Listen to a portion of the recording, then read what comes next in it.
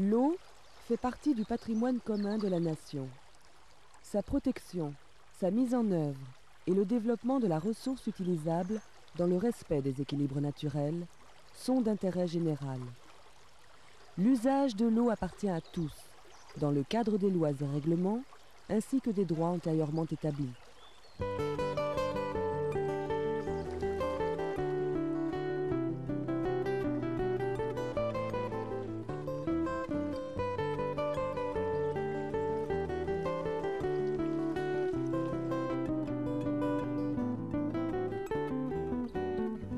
Autrefois véritable mer intérieure, l'étang de Berre connaissait un équilibre relatif entre les apports d'eau douce, d'eau salée et les pertes liées à leur évaporation. Avec en 1966 l'ouverture du canal des eaux duranciennes, cet équilibre est rompu. Les rejets d'eau douce, très chargés en limon, pouvant varier de 0 à 250 mètres cubes secondes en quelques minutes. Le bassin versant de l'étang de Berre passe de 1700 km² à 15 000 km². L'état de santé de l'étang dépend aussi de la qualité des rivières et canaux qui s'y rejettent. Le développement urbain et périurbain de ces 30 dernières années a entraîné autour de l'étang de Berre et sur son bassin versant une augmentation importante des rejets industriels et domestiques. 500 000 habitants, soit près du tiers de la population du département des Bouches-du-Rhône, vivent sur cet espace dont l'étang de Berre est le réceptacle. Toute activité humaine a des répercussions en aval. Conscients de cette interactivité entre l'amont et l'aval, les communes se rassemblent au sein de syndicats de bassin, la Touloubre, l'Arc et la Cadière, mais aussi au sein de syndicats intercommunaux de l'étang de Berre, le CICEB et le Cibojaï, créés pour sauvegarder la mer intérieure de Berre.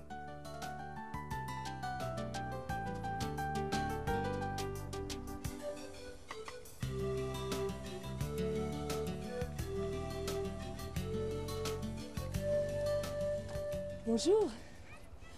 Comme beaucoup d'habitants de la région, j'aime courir ou me promener au bord des rivières. C'est l'occasion de redécouvrir une nature pleine de diversité. Si vous voulez mieux la connaître, eh bien suivez-moi. Ces rivières affluentes de l'étang de Berre ont beaucoup de traits communs. Elles coulent au milieu de reliefs calcaires sous un climat méditerranéen bien prononcé. La chaleur et la sécheresse estivale augmentent la température de l'eau et diminuent le débit. Les rivières connaissent à ces époques des phénomènes d'eutrophisation. La pollution se concentre, la flore se développe de manière anarchique, le manque d'oxygène asphyxie le poisson. Les crues brutales d'automne ou d'hiver succèdent à ces longues périodes de sécheresse. Le sol, fortement desséché, n'absorbe plus l'eau qui ruisselle pour former de véritables torrents. Les répercussions sont graves, voire dramatiques, lorsque des activités et de l'habitat se sont développées au niveau de zones inondables. En 1978, 1993, 1994, tout le bassin a été touché. L'imperméabilisation des sols, due à un développement souvent mal contrôlé des zones industrielles, des voies de circulation et des zones d'habitat, n'a fait qu'aggraver le phénomène des crues dévastatrices. De plus, l'étang de Berre reçoit de façon chronique, après chaque épisode pluvieux, une quantité d'éléments indésirables. Ces pollutions ont un effet néfaste sur tout l'écosystème aquatique. La croissance urbaine entraîne des pollutions industrielles et domestiques qu'il faut traiter au niveau des stations d'épuration. Malgré de nombreux efforts, l'impact des rejets sur le milieu naturel est fort en période de sécheresse. La pollution domestique reste la première responsable de la mauvaise qualité de ces cours d'eau. Il y a, à l'heure actuelle, une incohérence entre la gestion de l'eau et les composantes de l'aménagement, l'urbanisme et l'environnement. Alors que l'eau, en Provence, a toujours dessiné un territoire solidaire.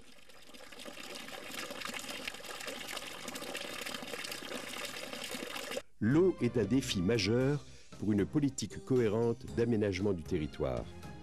Il est devenu indispensable d'évaluer et de prendre en compte l'ensemble des conséquences de toute opération, qu'elle soit d'habitat, industrielle ou commerciale, sur la totalité du bassin versant. La sécurité des biens et des personnes, la protection, la restauration et la mise en valeur des milieux aquatiques ne pourront être obtenues qu'au prix de cette gestion globale de l'eau. Face à ce défi essentiel, voyons ce qui peut unir à travers leurs particularités ces rivières qui se jettent dans l'étang de Berre. Ces rivières, vous savez, elles ont tout un charme particulier, enfin pour ceux qui veulent les découvrir. Prenez l'Arc par exemple. Avec ses 85 km de cours, c'est le plus long des fleuves côtiers des Bouches-du-Rhône.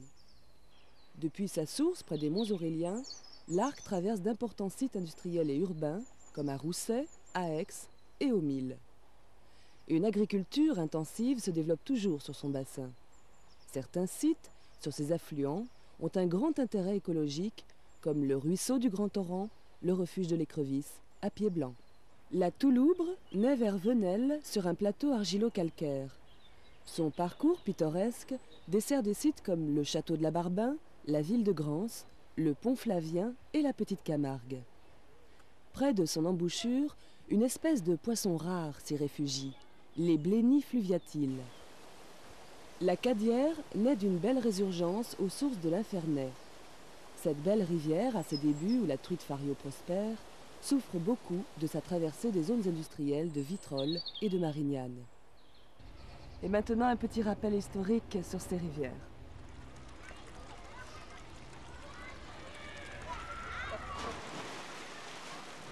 Dans un passé récent, ces rivières rendaient beaucoup de services. Elles permettaient de moudre le grain, de fournir du courant. Les usages d'irrigation étaient fréquents. Les rivières étaient respectées car elles étaient très utilisées. Le changement de mode de vie, les progrès de l'industrie et du réseau d'irrigation ont fait qu'elles ont été oubliées, puis négligées dans les années 60. Ces milieux naturels ont été niés, leur valeur d'usage étant devenue nulle. Le fort développement urbain et industriel dans cette période a amené ces rivières au bord de l'asphyxie. Les inondations de la fin des années 70 marquent un tournant. Il fallait à nouveau s'en occuper face aux dangers. Corrélativement, avec l'évolution des mentalités, on trouve de nouveaux usages pour ces rivières. Avec l'aménagement de parcours de promenade, comme au Val de l'Arc, à Aix, à Grance et à Rousset, ces sites accueillent de plus en plus de public, avec des actions de nettoyage faites par des jeunes ou des bénévoles, comme ce jour de mars. Allez, 1, 2, 3, hop là. Les élèves doivent avoir des modules un peu de découverte de leur environnement local, c'est-à-dire de la région où ils se situent. Donc ce sont des élèves de BEP et on a choisi cette année de leur faire travailler plus particulièrement sur l'environnement et la protection de la nature.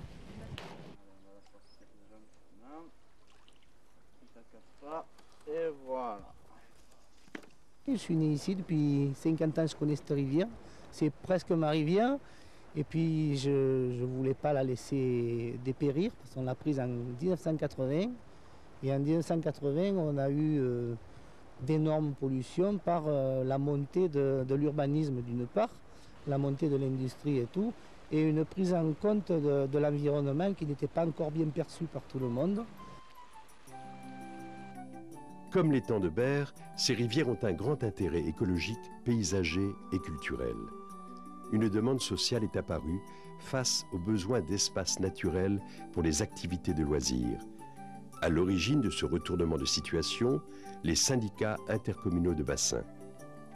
Nous sommes allés à Traitz, au siège du Sabbat, le syndicat d'aménagement du bassin de l'Arc.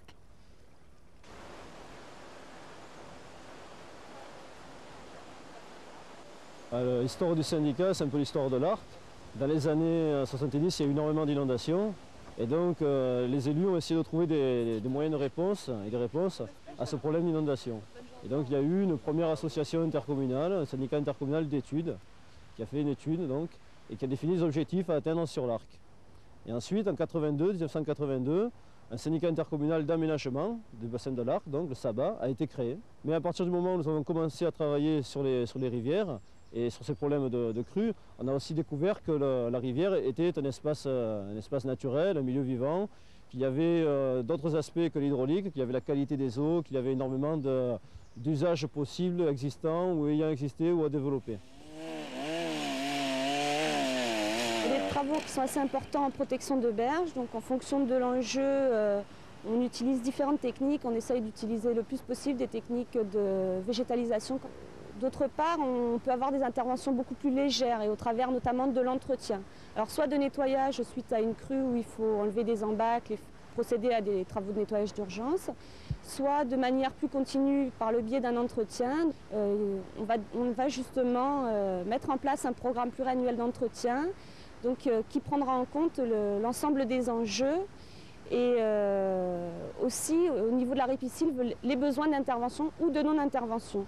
Parce que ce qui est important de préciser, c'est que l'entretien ou la restauration d'un cours d'eau, c'est pas forcément nécessairement, ça ne se traduit pas forcément nécessairement en termes de travaux ou de travaux importants. Alors l'avenir, c'est que tous ceux qui sont dans ce bassin versant, que ce soit le simple citoyen, que ce soit les industriels, que ce soit les élus, que ce soit les associations, il faut que tout le monde continue à prendre conscience que l'avenir ne sera que ce que nous en ferons. C'est-à-dire qu'il faut que tous les jours, il y ait un effort de chacun pour que cette rivière soit toujours plus propre. À Vitrolles coule la Cadière. Là aussi, un syndicat de bassin s'est formé. Son président nous explique pourquoi il a été créé. Depuis maintenant une trentaine d'années, il y a une volonté politique d'aménagement du ruisseau, de recalibrage, d'aménagement technique du ruisseau pour permettre à l'eau de s'évacuer. Et puis maintenant, depuis un an ou deux, systématiquement le syndicat porte plainte pour les problèmes de pollution contre les pollueurs. Et quand ils sont trouvés, bien évidemment, on va jusqu'au bout et on demande des réparations.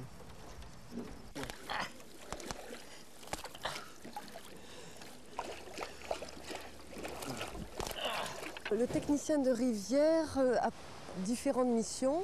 Il est chargé de la mise en œuvre et du suivi de la politique décidée par le syndicat intercommunal de la Cadière en matière de lutte contre la pollution et contre les inondations. Il doit coordonner les actions sur l'ensemble du bassin versant, assurer la concertation des différents interlocuteurs. Il doit être bien sûr à l'écoute de tous les riverains usagers et il doit développer en plus des axes de communication, d'information et de sensibilisation. Tout ça dans l'optique d'une meilleure connaissance du bassin versant et d'une valorisation du milieu naturel. On doit avoir une vision globale avec un souci du détail.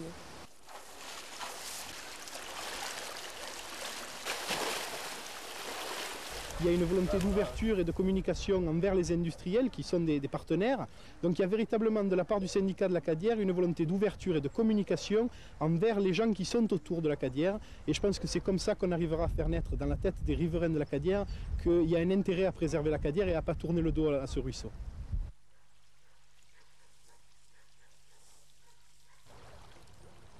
À Grance, près de Salon de Provence, la vie coule au rythme de la Touloubre. Un tout jeune syndicat de bassin vient de se créer.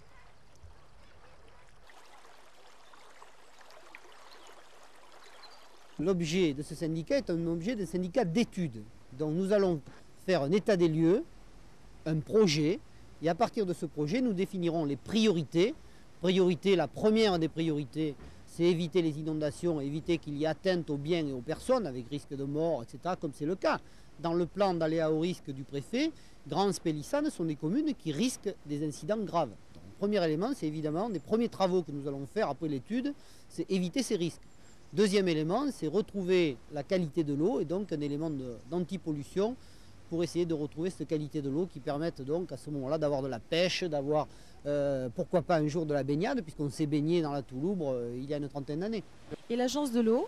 C'est évidemment un des partenaires privilégiés dans ce syndicat. Ils font partie du comité de pilotage et en plus ils sont partenaires financiers puisqu'avec l'ensemble, conseil général, État, conseil régional, agence de l'eau, ils financent à 80% l'étude. Et en plus, l'agence de l'eau nous aide à 50% pour l'acquisition de matériel et l'embauche d'un technicien de rivière. La Touloubre traverse 3 villages, mais la traverse d'une manière fort agréable et le reste c'est totalement en campagne.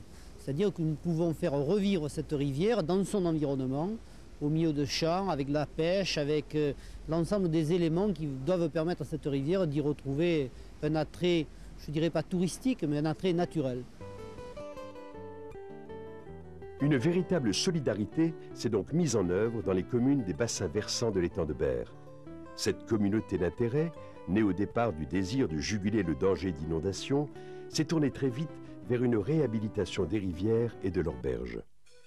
La concertation avec les propriétaires riverains, les populations et les responsables de l'État est un souci permanent de ces syndicats. Ensemble, ils pourront repenser l'aménagement global de l'espace de leur bassin versant en fonction des enjeux de restauration et de mise en valeur des milieux aquatiques. Des actions alternatives sont réalisées, comme les bassins secs de rétention, déjà expérimentés à Vitrolles, qui permettent de limiter les dégâts des crues en cas de brusque montée des eaux, tout en offrant des espaces ludiques en milieu urbain. Des systèmes de piégeage de pollution peuvent, comme au péage de la Barque, empêcher les eaux de ruissellement de se répandre et de polluer les rivières. La mise à niveau de l'ensemble des stations d'épuration, en conformité avec les directives européennes, a démarré.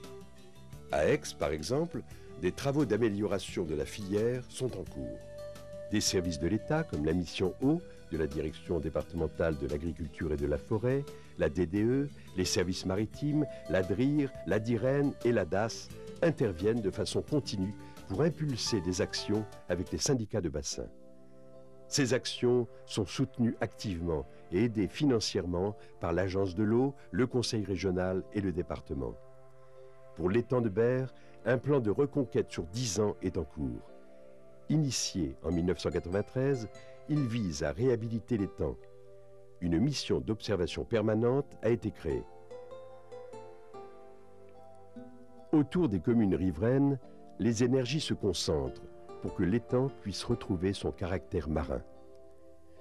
Cela suppose également une nécessaire solidarité entre les populations riveraines de l'étang et celles de son bassin versant naturel. Une concertation doit donc s'engager entre les élus des syndicats de l'étang de Berre, le CICEV et le CIBOJAI, les élus des syndicats de bassin et les autres partenaires. C'est dans une telle perspective d'ensemble que l'étang de Berre et ses rivières retrouveront un équilibre durable.